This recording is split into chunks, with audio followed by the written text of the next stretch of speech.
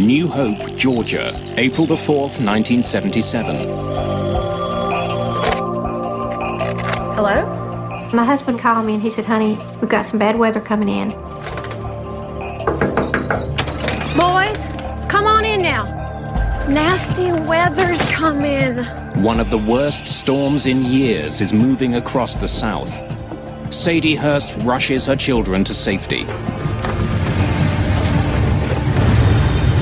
We heard this tremendous noise.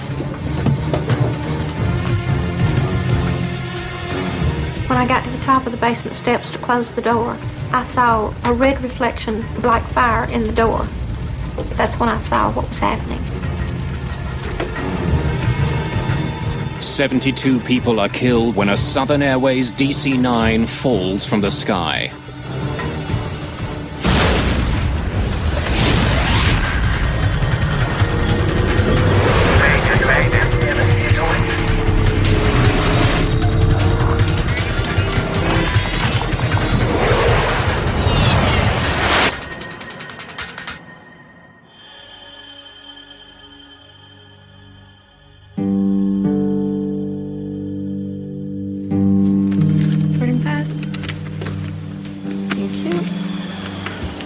Good afternoon, sir. Good afternoon. May I see your boarding pass, please? Certainly.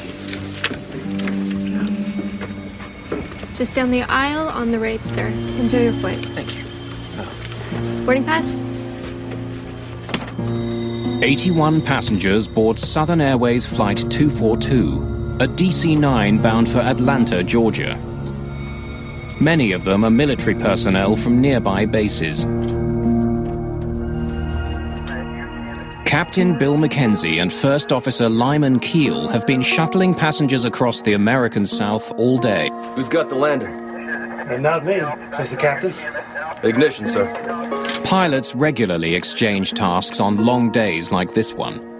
First Officer Lyman Keel will be handling this leg of the flight.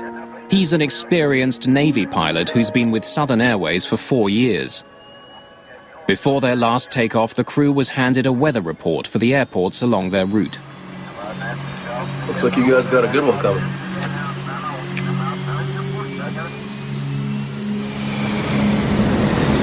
The DC-9 was introduced in 1965 to fly frequent short flights. Both of its engines are mounted to the rear fuselage rather than the wings. It was designed for takeoff on shorter runways. We had a 13 landing day, which was a lot of small stops, about 20 or 30 minute legs in between, and it was sort of the tour of the South. Skies have been smooth all afternoon, but the weather's worsening. The flight crew is prepared for turbulence. It was raining in Huntsville, and they said, it's going to be some bad weather, don't serve. So we did not serve from Huntsville to Atlanta, which is a very short route, and we were delighted not to be serving. I was a little surprised that we took off when we did. I really thought we'd taxi out to the end of the runway and hold for a while because the weather looked so bad. But we taxied out and immediately took off. At 3:54 p.m., the DC-9 takes off into a hard rain. The short hop to Atlanta should take just 25 minutes. As Southern Airways 242 flies away from Huntsville, the National Weather Service tracks weather that's far worse than the pilots expect. Tornadoes are touching down all across the South. The weather in the Southeast in the United States can be very treacherous. High humidities, high temperatures are a prescription for thunderstorms. And so with all of that kind of moisture in the air and the high convective heating, you're going to have very large thunderstorms that are associated with heavy rains, hail, icing conditions, and extreme winds. And of course, tornadoes that will be spawned from that kind of action. Huntsville Air Traffic Control has some concerns about the gathering storm. Southern Airways 242, I'm painting a line of weather which appears to be moderate to possibly heavy precipitation, starting about 5 miles ahead. Okay, we're in the rain right now. It doesn't look much heavier than what we're in right now, does it? It's not a solid mass, but it appears to be a little bit heavier than what you're in right now. In 1977, most airliners are equipped with the Bendix weather radar. Pilots are trained to avoid regions that appear bright. Where there's light, there's bad weather. I can't read that. This looks like rain, Bill. What do you think? There's a hole. There's a hole right there. That's all I see. The pilots spot a dark area on their radar, a passageway through the storm. They plan to navigate between towering thunderheads over 14,000 meters. Coming over, we had pretty good radar. I believe right straight ahead. There. The next few miles is probably the best way we can go. But as they head towards the storm system, they get an ominous report from Memphis Air Traffic Control. Attention, all aircraft. SIGMET. Tennessee, Southern Louisiana, Mississippi. SIGMET is short for Significant Meteorological Information.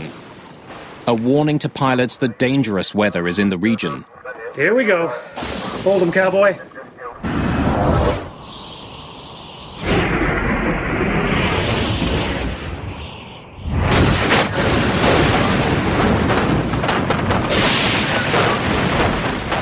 The storm suddenly gets much worse. Never heard such loud hail in my life, and in beating on the, sides of the airplane was extremely deafening. Please keep your seatbelts fastened. We should be out of this shortly. Hail the size of baseballs hammers the DC-9, breaking the plane's windshield. The pilots of Southern 242 had to raise their voices audibly to be heard above the unholy tattoo of this hail, which was buckshotting the airplane. These pilots had never been through anything like this before in their lives. Which way do we cross here or go out? I don't know how we get through here, Bill. I know. You're just gonna have to go out. Yeah, right across that bend. All clear left, approximately right now. I think we can cut across there. Mackenzie and Keel desperately seek an escape route from the storm. But as they do, the emergency escalates. The plane loses all electrical power.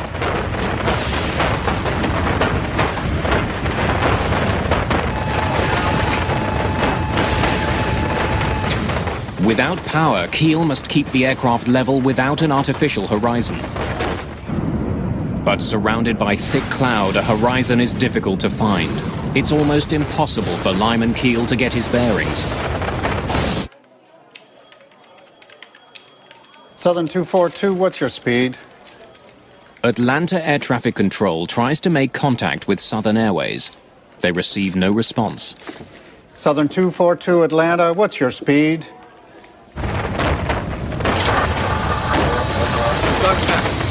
Got it back, Bill. Got it back. Got it back. After 36 seconds in the dark, power returns. The instruments come alive and the radio begins working again. Air traffic control finally gets through to Mackenzie and Keel. Maintain 15,000, if you understand me. Maintain 15,000, Southern 242. Southern Airways Flight 242 has been instructed to fly at 4,600 meters. But the plane has fallen to almost 4,200 meters.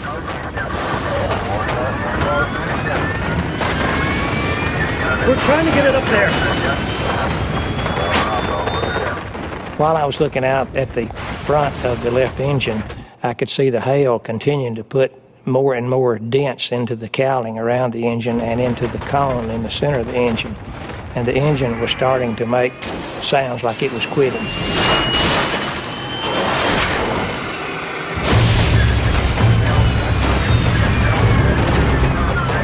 Okay, 242, we just got our windshield busted. We'll try to get it back up to 15. We're at 14.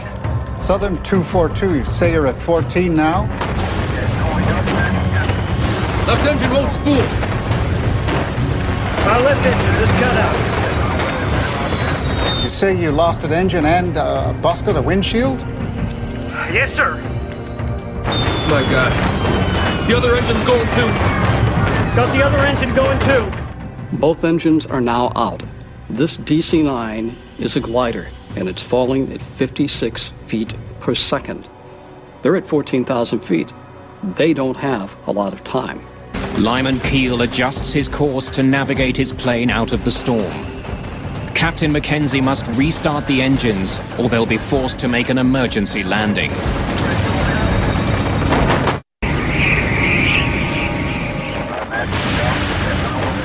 Without engines, Southern Airways Flight 242 is plummeting from the sky. There's also another dire consequence of the engine failure. Normally, the engines generate electricity for the instruments, radios, and hydraulics. When the engines quit, all of these systems fail. APU deployed. The APU, the Auxiliary Power Unit, is a backup power generator. It will provide electricity to the plane, but it will take more than 2 minutes for it to power up. When the second engine quit, I wasn't aware of what was going on around me. I was so focused on trying to figure out a way to save myself. I knew that sometimes the tail breaks off in an accident, and I felt the further back I could get, the better. There we go. After 2 minutes without systems, the Auxiliary Power Unit finally kicks in. The pilots may not have engines, but at least they now have power. We lost both engines. How about getting the Becker to the nearest place? Captain Mackenzie needs directions to an airport. The flight can only stay airborne for another 6 minutes. Dorbins Air Force Base is 32 kilometers away. It has a runway that's long enough for a DC-9. It also has full emergency services. Southern 242, roger. Turn right heading 100. Will be vectors for a straight-in approach to Dobbins. Runway 11. It's Dobbins weather, Bill. How far is it? How far is it? Lyman Keel knows Dobbins Air Force Base intimately. He trained there, and it's now his home base as a Navy Reserve pilot. He's landed there frequently. Declare an emergency, Bill.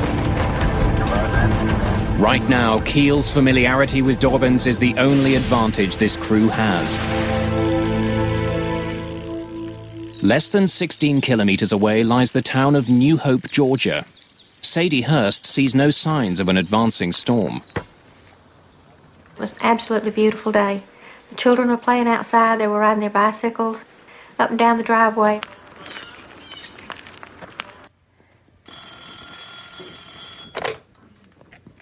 Hello? Hey, you. My husband worked in Atlanta, and he kept his radio on the Huntsville radio station. And he called me, and he said, honey, we've got some bad weather coming in. He said, you need to get the kids in.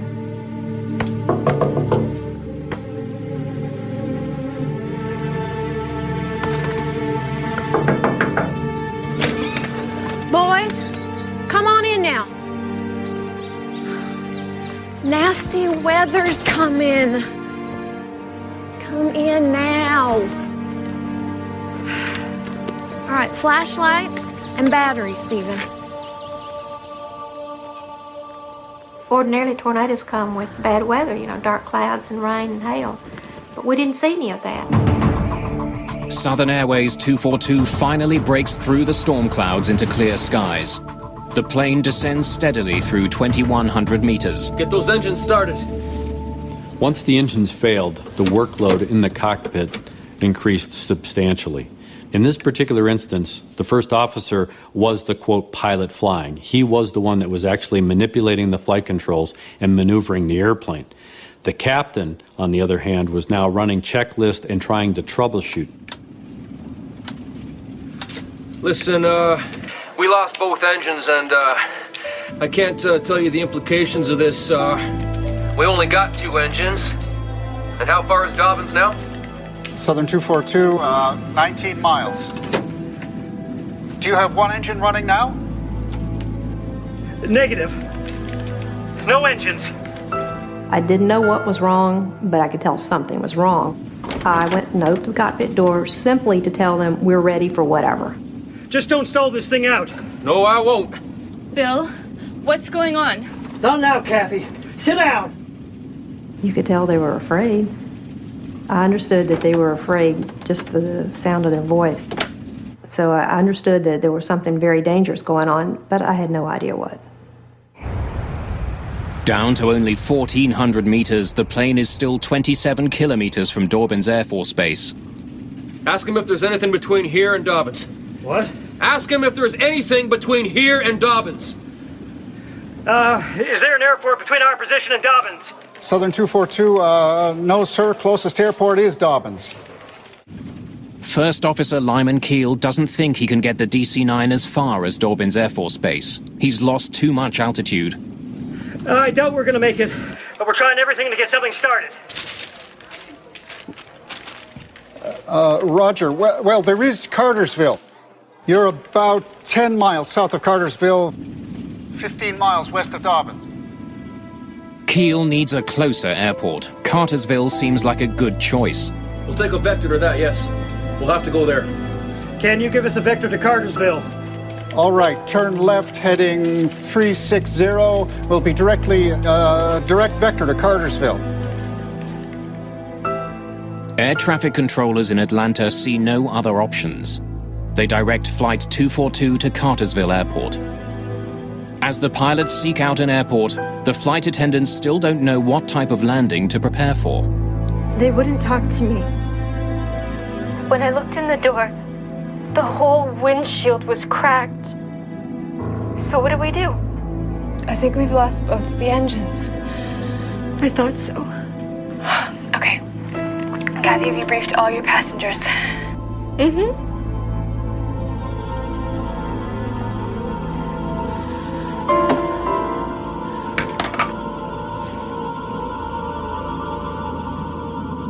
I realized I was in an emergency situation and I felt like I was going to die, but I decided I would do everything I could to try to help my chances. I had previously collected some blankets and pillows and had gotten my leather jacket off the overhead rack.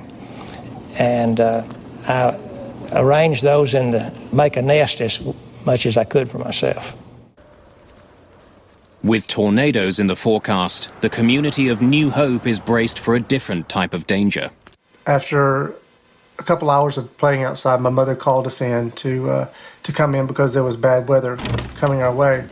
We came into the house, and Mother had told us about what was going on, and she said that we need to get downstairs to prepare for the bad weather that was coming. Southern Airways Flight 242 has lost too much altitude. The pilots come to the frightening conclusion that at the rate they're falling, they can't make it to Cartersville. They must prepare to land now. I'm picking out a clear field.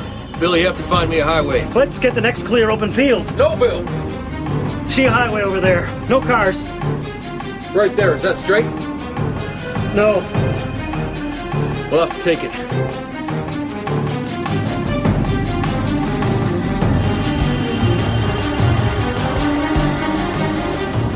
Lyman Keel decides to bring the plane down onto a rural highway, Georgia State Highway 92. Captain Bill McKenzie radios Atlanta Air Traffic Control with the bad news. We're putting it on the highway. We're down to nothing. The clock runs out on Southern Airways 242. Sweet Jesus. With no engines, First Officer Lyman Keel lines up the aircraft for an emergency landing on the highway that runs through New Hope, Georgia. Flaps. They're down to 50. Oh, God, Bill. I hope we can do it. Without training on how to land a DC-9 with no engines, First Officer Lyman Keel's attempt is entirely improvised. Lyman Keel is a young man who has just come back from the proving ground of Southeast Asia, where he was a naval aviator. He learned the niceties of landing on a rolling, pitching aircraft carrier in the South China Sea in the middle of the night. What he was confronted with right now was even a greater test, the greatest test he had ever confronted in his life as an airman. I'm gonna land right over that guy. There's a car ahead. I got it. I got it now. I got it.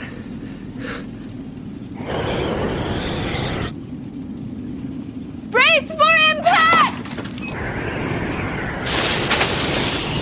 The Southern Airways flight touches down on State Highway 92. When the aircraft touched down, the first touchdown was very, very nice. It was smooth. It seemed like it was going to work and everything was going to turn out okay. And then it immediately bounced back up in the air and slammed down. The plane smashes into New Hope. Before the plane completely stopped moving, there was fire blowing through the cabin. I felt my face burning, even though I tried to cover it with my leather jacket.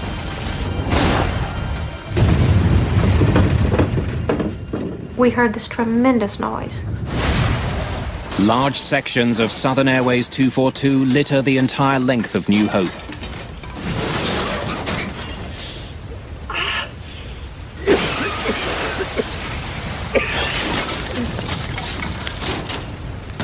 Come on, damn it. I got my seatbelt loose after a few tries and turned toward the rear of the airplane, and I saw a spot of light. I got up and ran for that light.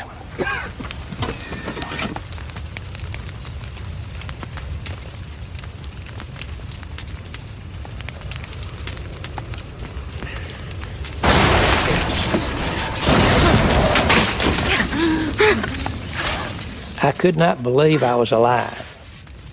I just could not believe it. Where I found myself after we woke up was sort of indescribable. I was sitting by the front entry door. We have a coat closet that was adjacent to it and the back wall that the jump seat strapped to. All three of those walls had collapsed and rolled into like a little triangle ball area, and there was just enough room for me inside. And I could see a crack of light, and I thought, I'm going through that crack of light, come hell or high water. Stewardess Sandy Pearl also escapes safely. She's able to help others.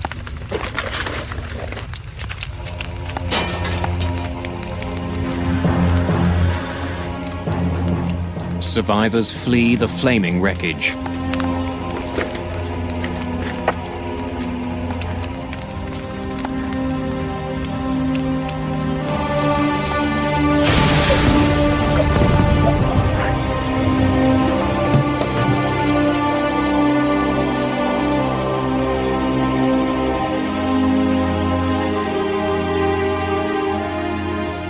When I got to the top of the basement steps to close the door, I saw a red reflection like fire in the door.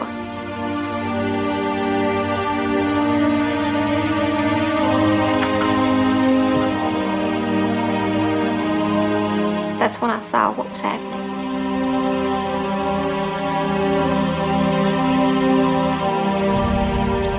I saw smoke and fire.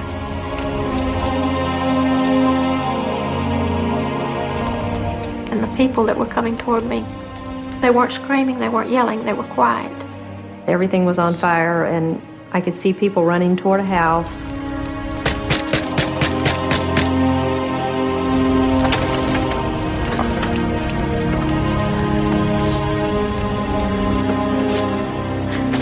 I need to use your phone.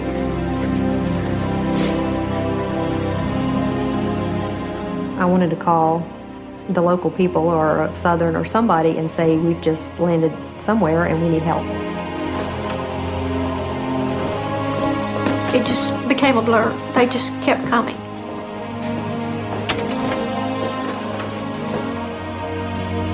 You help her.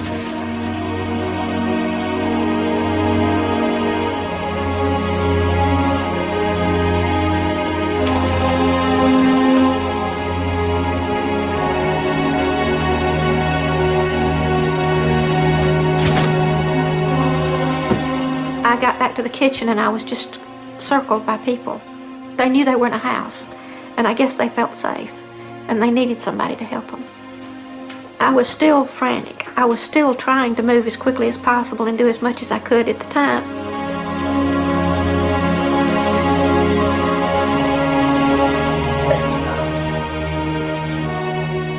And I'll remember to the day I died just staring there at the trees burning and pine trees burning and pieces of aircraft. It was so unreal. I've never seen anything like it and never want to see anything like that again.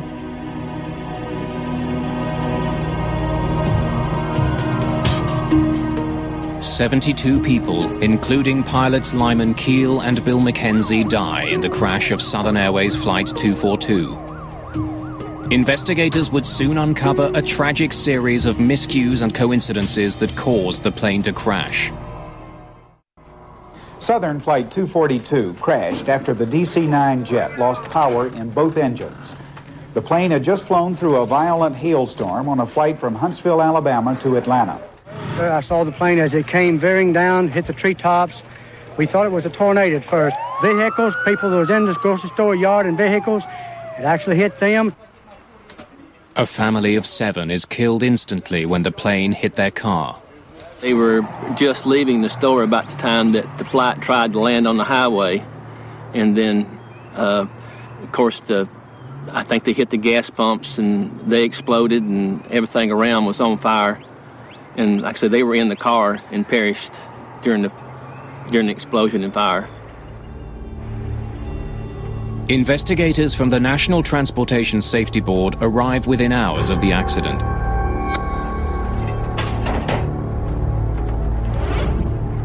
This is the second major blow to Southern Airways' safety record.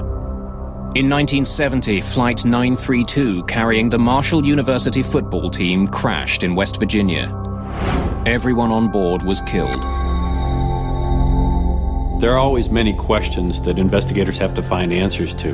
The 2 primary questions that needed to be answered by the board were what were the weather conditions and what caused both engines on a 2-engine airplane to flame out that resulted in the pilots having to make an emergency landing on a highway in a small town.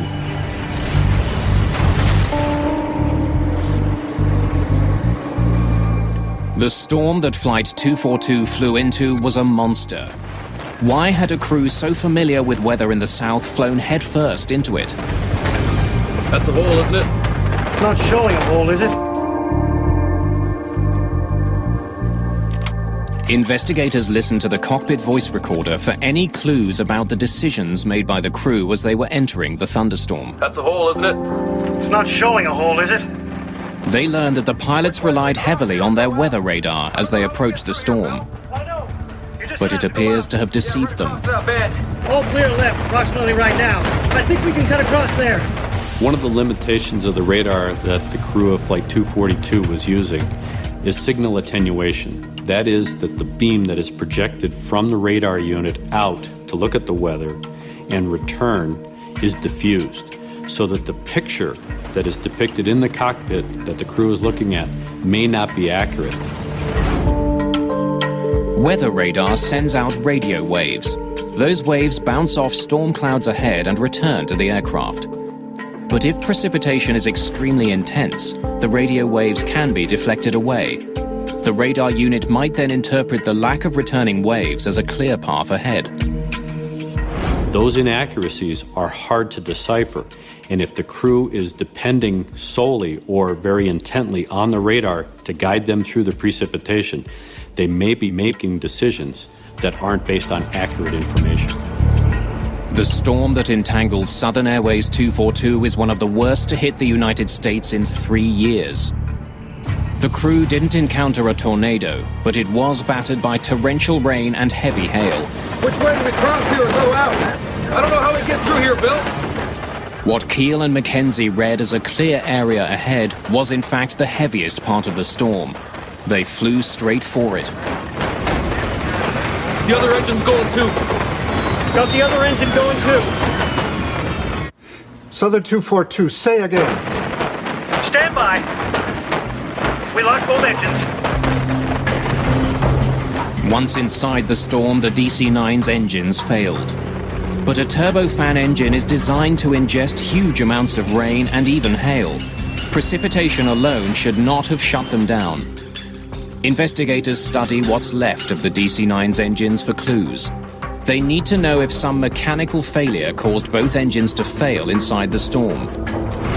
Well, initially I was puzzled as to how the engines could be involved in the cause of this accident, but I was very anxious to get there to see the engines myself to find out if there was any sort of visible failure in the engines. Pratt & Whitney, the manufacturer of the engines, assigns Al Weaver to advise the NTSB investigation. The engines are moved to Atlanta Airport for a closer inspection. And when they lifted the engines up in the vertical direction in the hangar, I could hear the tinkling and pieces fell out through the front of the engine onto the floor. I reached over and picked up those pieces, and I recognized them immediately as part of the high compressor blading deep within inside the engine. Al Weaver discovers that the pieces that fell from the engine were broken blades from the compressor. Jet engines need pressurized air for combustion. 2 separate compressors inside the engine are made up of dozens of steel blades. The rapidly spinning blades force air to the back of the engine. The pressurized air is ignited in the combustion chamber, creating thrust. Weaver notices that the compressor blades from Flight 242 are badly bent or fatigued. The way they're bent tells him they were damaged in the air, not when the plane hit the ground. And we know that that fatiguing and the type of fatigue that we could observe with our eye is caused by the repetitive surging of the engine over and over. A surge occurs when the airflow through an engine gets interrupted. Pressure builds up between the compressors instead of behind them. Without the back pressure, air from the combustion chamber moves to the front of the engine. The engine briefly loses power. Next, investigators need to find out if the repetitive surging was caused by the engines inhaling massive amounts of rain.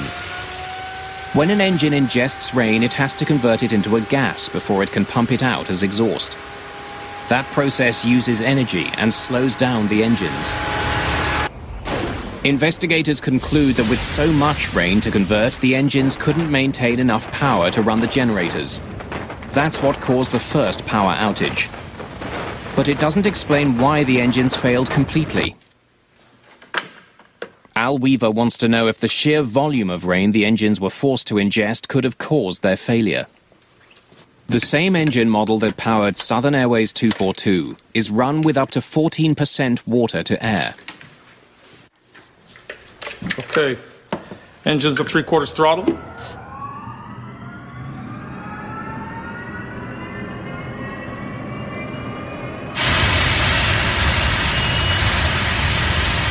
Let's begin.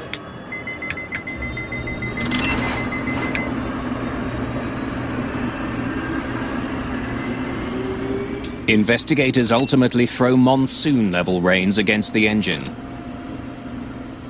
They run it from idle up to full throttle. Okay, that's it. Shut it down. The rain was not enough to cause the kind of surge that tore the engines on Flight 242 to pieces. Thanks very much, gentlemen. And the engine operated normally, no abnormalities.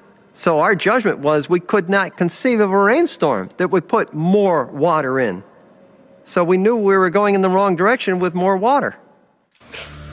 The water ingestion test points investigators to another suspect. That's a hole, isn't it? It's not showing a hole, is it? Hail.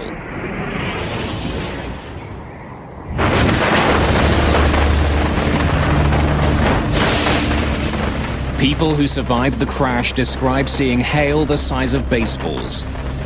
It was powerful enough to break the plane's 3.5 centimeter thick windshield. Al Weaver discovers significant hail damage on both of the plane's engine cowlings. Starting at the front of the engine, we noted that the inlet cowl and the center body that streamlines the airflow going into the engine, which are parts of the aircraft structure and made out of aluminum, were all dented from both engines.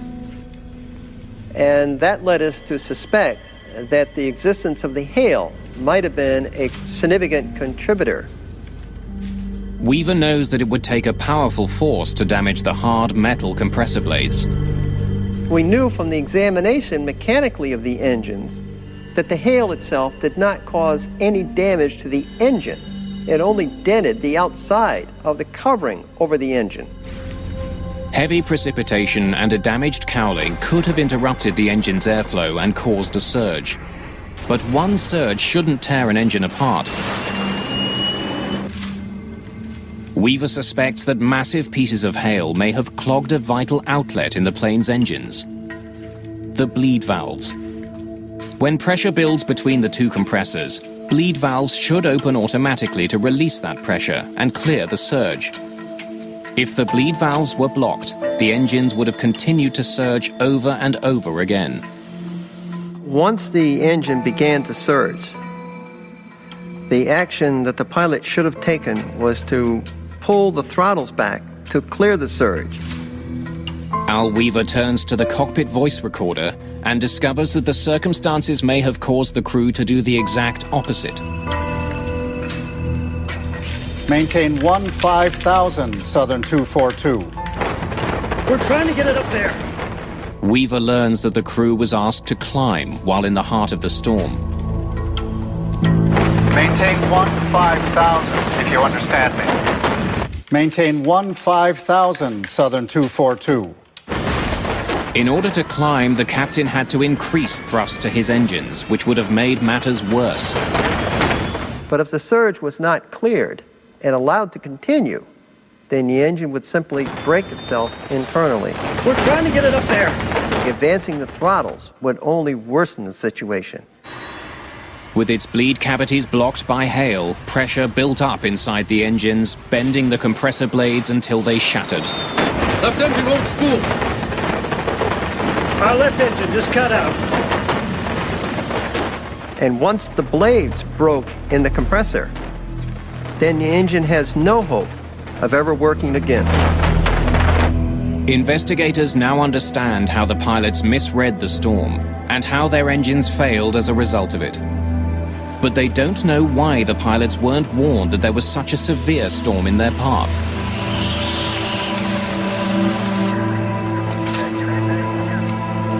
Who's got the landing?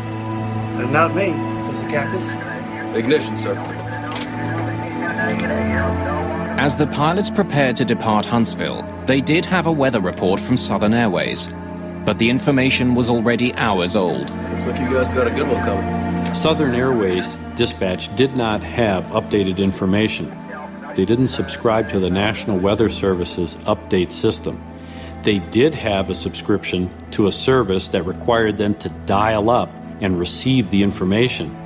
When the dispatcher called the phone number to get the updated information, it was busy and never pursued it, and was not able to provide any kind of update information to the crew of 242. Southern Airways 242, I'm painting a line of weather which appears to be moderate to possibly heavy precipitation, starting about 5 miles ahead. Could Huntsville have provided better weather information? Absolutely. But in the course of doing their job, they provided localized weather information about an intense thunderstorm or rain shower that was moving over the airport. They were only responsible really for about 40 nautical miles. What the crew of Flight 242 was looking at was well beyond 40 miles. With little information on the storm and having misread their weather radar, Bill McKenzie and Lyman Keel flew blindly into massive thunderheads. The heavy rain and hail crippled their engines.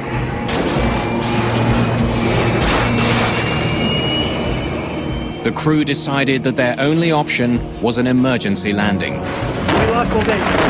How about getting the Becker to the nearest place? Southern 242, roger. Turn right heading 100. Will be vectors for a straight-in approach to Dobbins. Runway 11.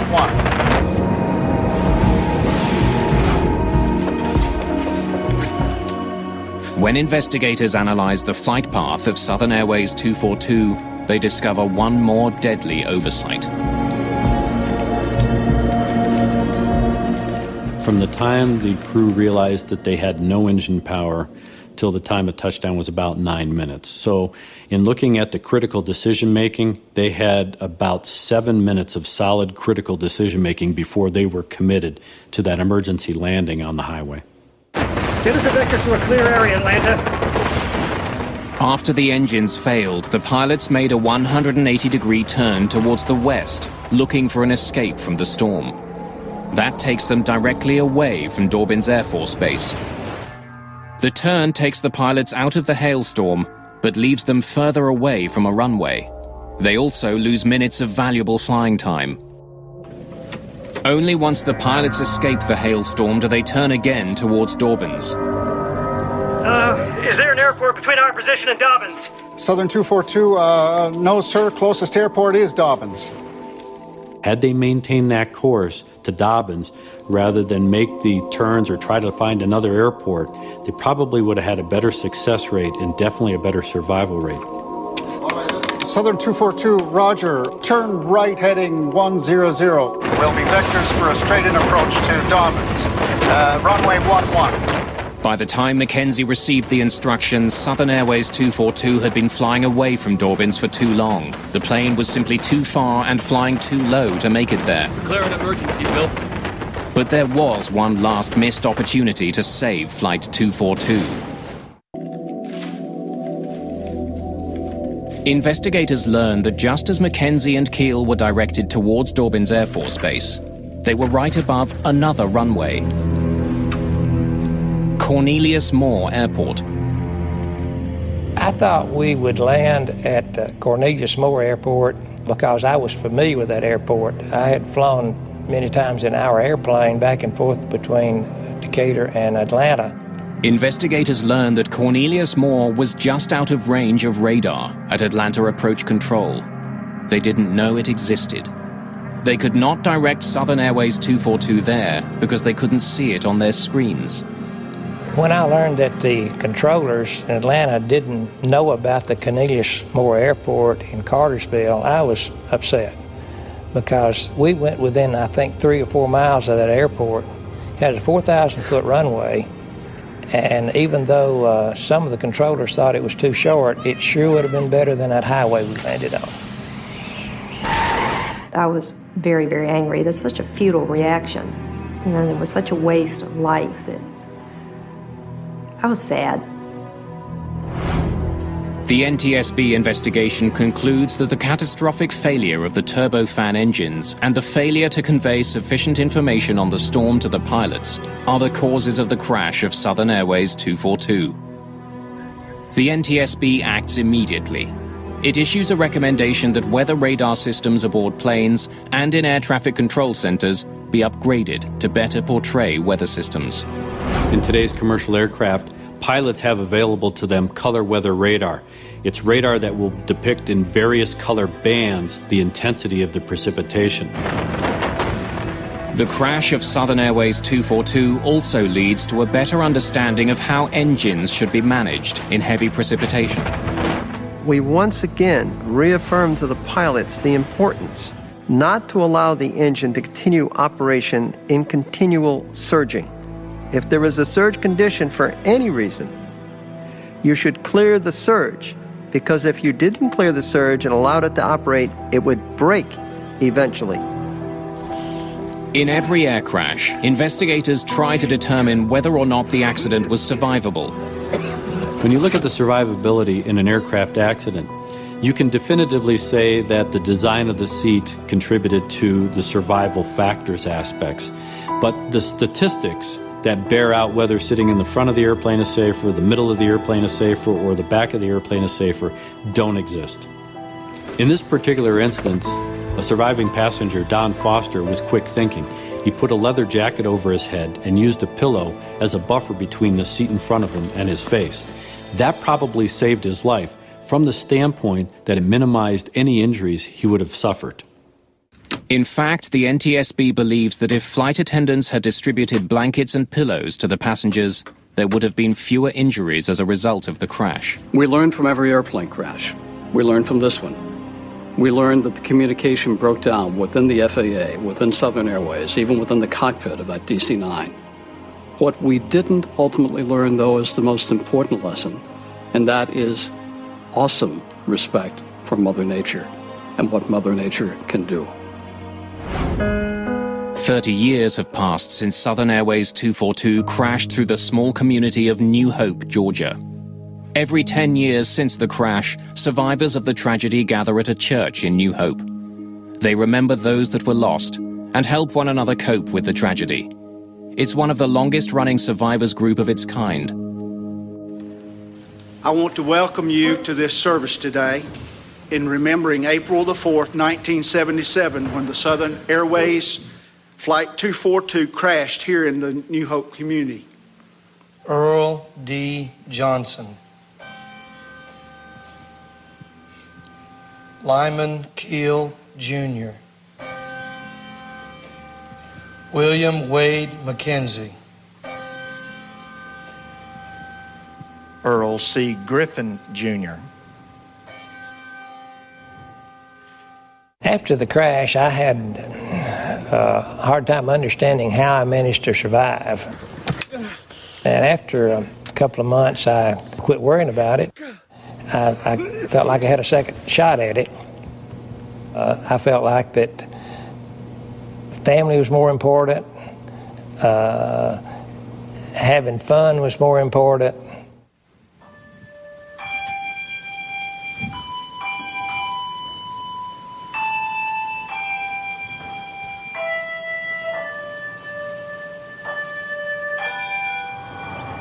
It took a pretty deep toll on our family, my mother and my father especially. They lost 2 of their children and all their grandchildren all at one time.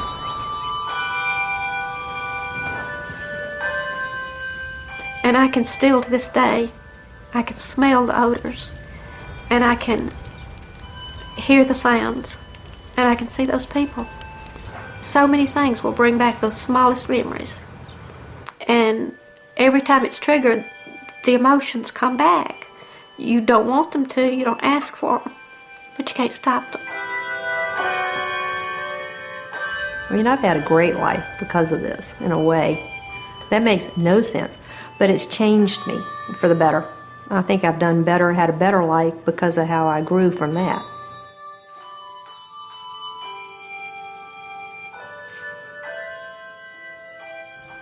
May this service do honor to these dear loved ones, and may it bring comfort and peace to we who remain.